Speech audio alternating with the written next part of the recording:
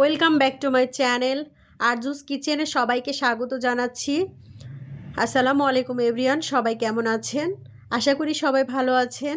বরাবরের মতো আবারও একটা লং ভিডিও নিয়ে চলে এলাম আপনাদের মাঝে। দুর্দান্ত একটা রেসিপি পাতাকপি পাকোড়া তৈরি করে আমি আজকে দেখাবো।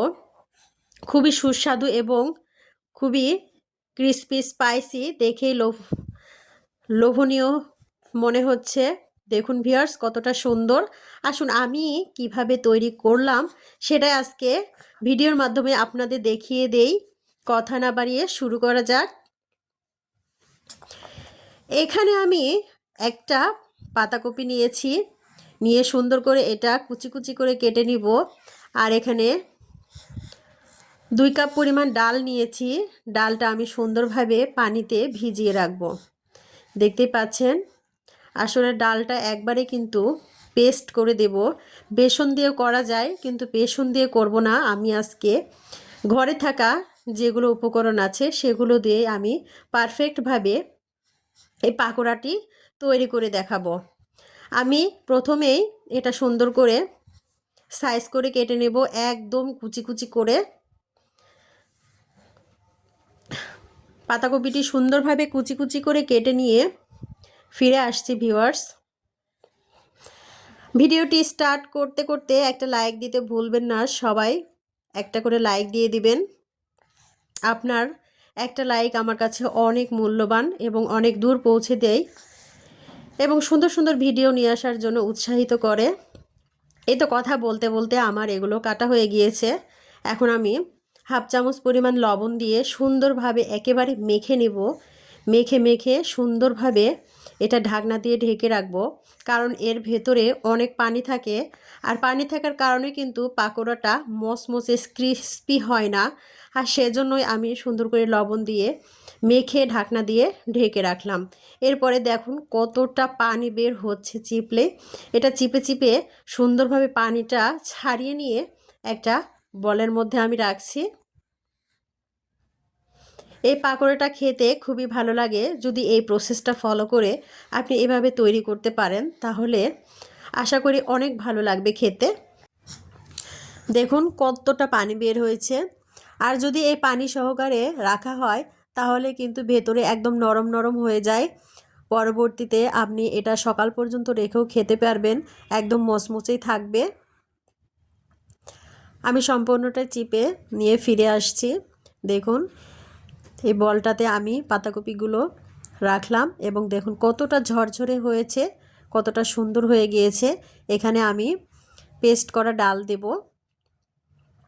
ডালটা আমি ভিজিয়ে রেখেছিলাম, অলরেডি ভিজে গেছে। এখন আমি এটাকে পেস্ট করে নিয়ে আসছি অফ ক্যামেরায়। দেখুন কতটা স্মুথ এবং মিহিভাবে পেস্ট করে নেওয়া হয়েছে, একদম বেসনের মতোই পেস্ট করে নিয়েছি। নিয়ে এটাতে অ্যাড করে দেব।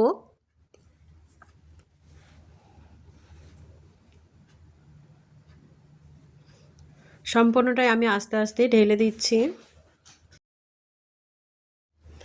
বেসন দিলে অতটা ভালো লাগবে না, এখানে ডালের পেস্টটা দিলে খুবই ভালো লাগবে এবং মচমচে হবে, খেতে খুবই সুস্বাদু হবে। এজন্য আমি এখানে বেসন ব্যবহার না করে ডালটাই ব্যবহার করেছি। আর এখানে স্বাদ মতো লবণ দিয়ে দিলাম। এরপরে পেঁয়াজ কুচি দিয়ে দিলাম।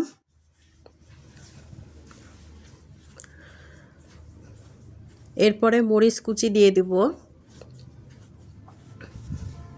ঝালটা আপনারা বাড়িয়ে কমিয়ে নিতে পারেন, আমি একটু কম দিয়েছি কারণ বাসার সবাই একটু ঝাল কম খায়। আর এখানে আমি হাফ কাপের মতো চাউলের গুঁড়ি দিয়ে দিয়েছি। ময়দা দেওয়া যাবে না, কারণ ময়দা দিলে এটা ক্রিস্পি হবে না, মচমচে হবে না। আর এখানে হলুদের গুঁড়ো দিলাম। আর এখানে বেকিং পাউডার দিয়েছি, আপনারা খাবার সোডাও দিতে পারেন। আমার হাতের কাছে যেটা ছিল সেটাই দিয়েছি। দিয়ে সুন্দরভাবে একটু মেখে নিলাম। বেকিং পাউডারটা একদম অল্প দিয়েছি, ভিডিওতে যে দেখলেন এতটুকুই দিয়েছি। দিয়ে সুন্দরভাবে এটা মেখে নিতে হবে, দিয়ে সম্পূর্ণটা যেন মিশে যায়।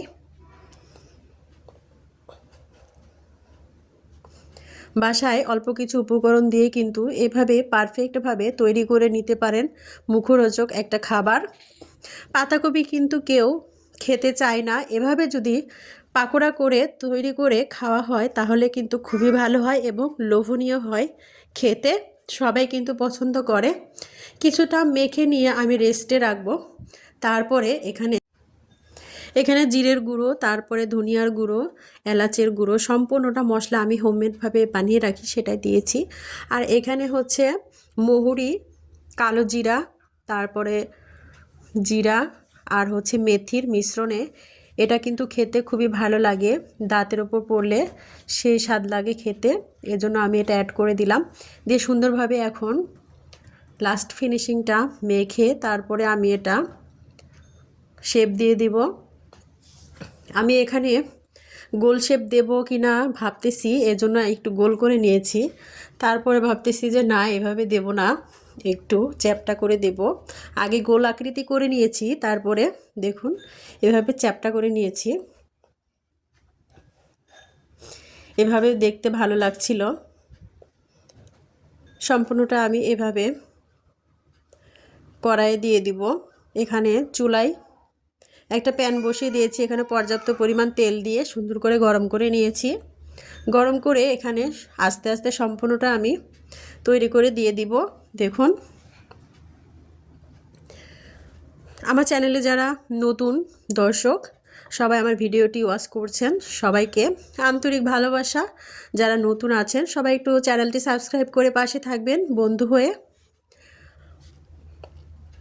যারা অলরেডি সবসময় আমার চ্যানেলে থাকেন, সবসময় আমার ভিডিও দেখেন, তাদেরকে অনেক অনেক ভালোবাসা এবং ধন্যবাদ। সবাই একটা লাইক দিয়ে সুন্দরভাবে একটা মন্তব্য করবেন যে আমার এই পাকোড়াটি কেমন লাগলো আপনাদের কাছে। যদি সামান্যতম উপকার হয়ে থাকে অবশ্যই লাইক দিয়ে কমেন্ট করে পাশে থাকবেন। এগুলো সুন্দর করে উল্টে পাল্টে ভেজে নিচ্ছি। আবারও আমি আরেকটা দিয়ে দিয়েছি, দিয়ে সম্পূর্ণটা আমি এভাবে ভেজে নিব। ওই ভিডিওটা স্কিপ হয়ে গেছে, ওঠানো হয়নি, প্রথমটা পরেরটা আবার দিয়েছি। দিয়ে সুন্দরভাবে এটা উল্টে পাল্টে সুন্দরভাবে আস্তে আস্তে এটা ভেজে নিচ্ছি। চুলার আঁচটা মিডিয়ামে রেখেছি, রেখে সুন্দরভাবে ভেজে নিচ্ছি। দেখুন কতটা লোভনীয় হয়েছে। আমি সম্পূর্ণটা ভেজে নিয়ে এক এক করে উঠিয়ে নিব, তেল ছাড়িয়ে নিতে হবে।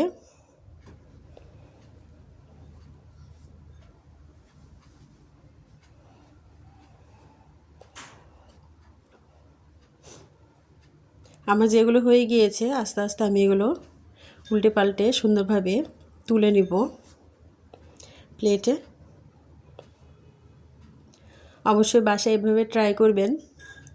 এর ভেতরে কিন্তু পুষ্টিগুণও আছে, আর বাচ্চারাও খেতে খুবই পছন্দ করবে।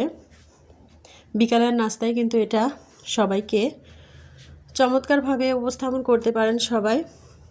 দেখুন সুন্দর একটা কালার চলে এসেছে। এগুলো আমি উঠিয়ে নিচ্ছি। অনেক মচমচে এবং ক্রিস্পি হয়েছে পাকোড়াটি, দেখেই মনে হচ্ছে। আমি আপনাদের ভেঙেও দেখাবো কেমন হয়েছে ভেতরটা। সম্পূর্ণটা আমার উঠে নেওয়া হয়ে গিয়েছে। এবার দেখুন কতটা লোভনীয় হয়েছে, কালারটা দেখতে কতটা দারুণ হয়েছে। আমার পুরো ভিডিওটি জুড়ে থাকার জন্য অনেক অনেক ভালোবাসা এবং আন্তরিক অভিনন্দন। সবাইকে অনেক ধন্যবাদ। সবাই ভালো থাকবেন, সুস্থ থাকবেন। সবার সুস্বাস্থ্য কামনা করে এখানে বিদায় নিচ্ছি। আবারও দেখা হবে নেক্সট ভিডিওতে। সে পর্যন্ত সবাই ভালো থাকবেন, আমার জন্য দোয়া করবেন। আল্লাহ হাফেজ।